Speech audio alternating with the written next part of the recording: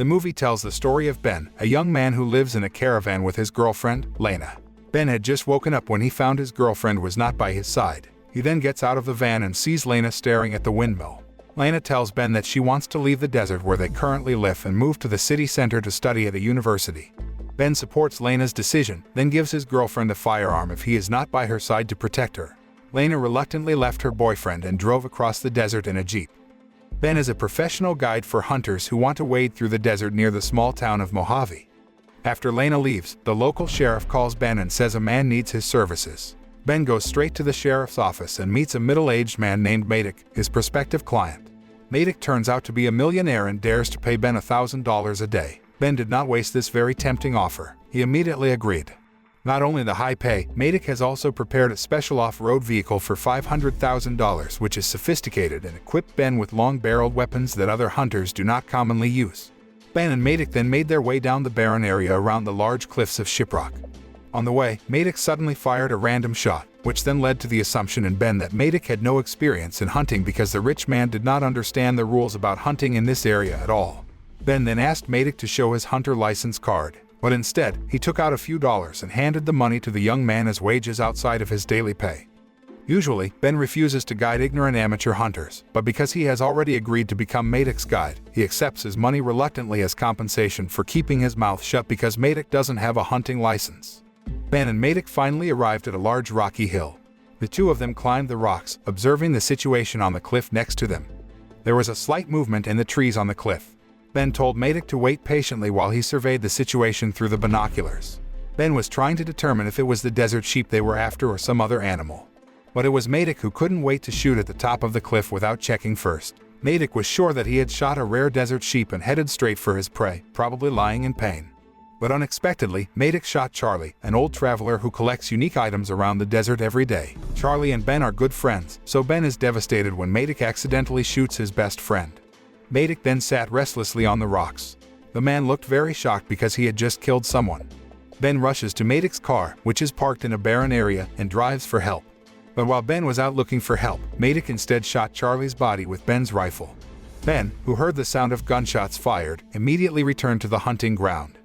The billionaire man seemed calm when Ben confronted him about the shot just now. Madec tells Ben that he did it on purpose to avoid being suspicious of the police because now there are 2 bullets lodged in Charlie's body, his and Ben's. Both can be used as suspects in the Charlie shooting case. Madec admits that he had set Ben on purpose. He then offered a solution that would benefit both of them. Madec tells Ben that he will give the young man a full scholarship from a prestigious university and an additional stipend of $300,000 per year, as long as Ben helps him bury Charlie's body and cover up any traces of the accidental murder he has committed. Ben looked doubtful. His feelings were mixed, and his mind was in turmoil because his best friend had died, and he was deliberately framed as the shooter. Unexpectedly, Ben even accepted Madec's hand, accepting the man's offer. The two agreed and shook hands. After burying Charlie's body in the rocks and returning to the car, Ben quietly grabs Madec's satellite phone and attempts to make an emergency call. But his actions were caught by Madec, who immediately pointed a gun at him and destroyed the communication device. Ben is finally cornered and can only obey Madec's orders if he wants his life to be saved.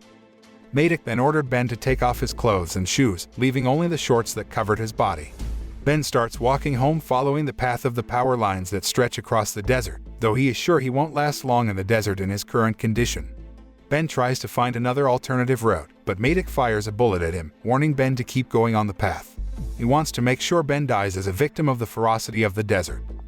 Ben looked back, then sprinted as Madec averted his eyes. Madec then watched Ben through the binoculars as the young man continued to run across the barren desert. Apparently, Ben ran into the dry canyon area, jumped up there, then into the little gap hidden behind the rocks. The hole turns out to lead to Charlie's secret base. He drinks Charlie's water and uses his shoes, which are too big for Ben. Ben then took out a desert map Charlie had drawn and kept it in his pocket. Madec follows Ben into the canyon but finds no one there. He then took the initiative to circle the canyon, trying to find another opening until he arrived at the mouth of an abandoned tunnel. Madec enters the tunnel and finds a wooden crate filled with explosives. Madec heard a rustling sound from behind the tunnel walls and thought the sound was coming from Ben. He tried to blow up the tunnel wall with dynamite. Ben, who was on the other side of the wall, couldn't help but leave Charlie's base before the tunnel collapsed and buried him alive. Madec was already waiting for Ben to appear at the end of the tunnel and warned the young man to keep walking on the path he had set. Ben, who was tired and injured, did not give up hope. He always took an alternate route when Madec was off guard and tried to escape his scrutiny. Ben kept running and running to avoid Madec until he finally came to a hollow rock cliff. Ben slid into one of the small crevices in the cliff that was the resting place he and Charlie had built, complete with a sofa and other items. He tore the fabric and foam of the sofa cushion and bandaged his injured legs. He also uses it as footwear so that his foot condition does not get worse. After that, Ben continues his journey following Charlie's map, which leads him to a hidden spot, where Charlie buries important items such as catapults, iron marbles, and a map showing the water storage location. Ben's escape attempt was not in vain. After following Charlie's map, he finally finds a plastic vessel filled with clean water. Without thinking, he then gulped the water in the barrel as much as he could, but Ben's luck didn't last long. So, he focused on reading the map looking for the location of the water supply. He didn't realize that Madec managed to sniff his tracks and found his location. Madec shot the vessel filled with water that Ben was drinking until it broke. Madec warned Ben not to mess around and told him to get back on track while watching Ben over a glass of alcohol. Ben finally obeyed Madec's orders. He walked unsteadily in the barren desert, under direct sunlight and blown by gusts of sand grains drifting in the wind. Ben then collapsed on his stomach. His body didn't move an inch, though Madec shot the area around the boy to frighten him. Madec thought that Ben was dead and left him. It turns out that it was just Ben's ruse so that he no longer chased after him. But Madec is not easily fooled. He waited behind the cliff while observing the surroundings through binoculars. He finally found Ben was climbing a rocky hill not far from his current location.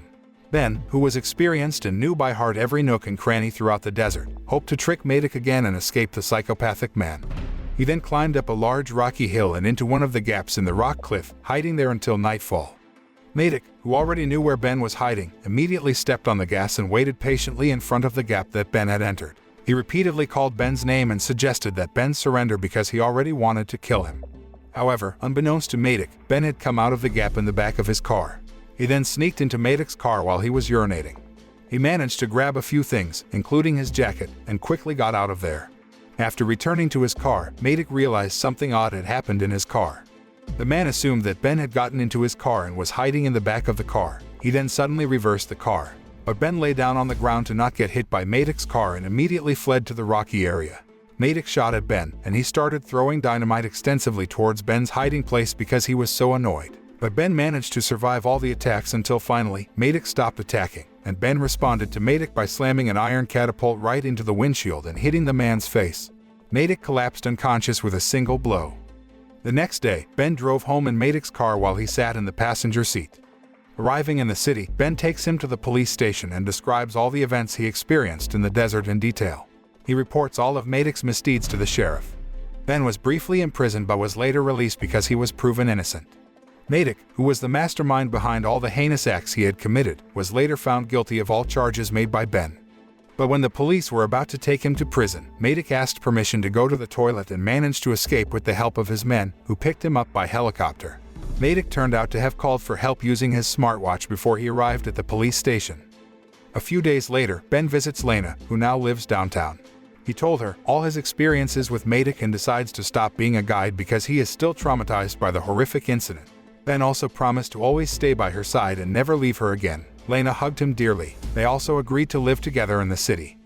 When night fell, Ben was sleeping in bed with Lena until he suddenly woke up because he dreamt of Madec came to their house. Unfortunately, it is not a dream but a reality that is happening right now.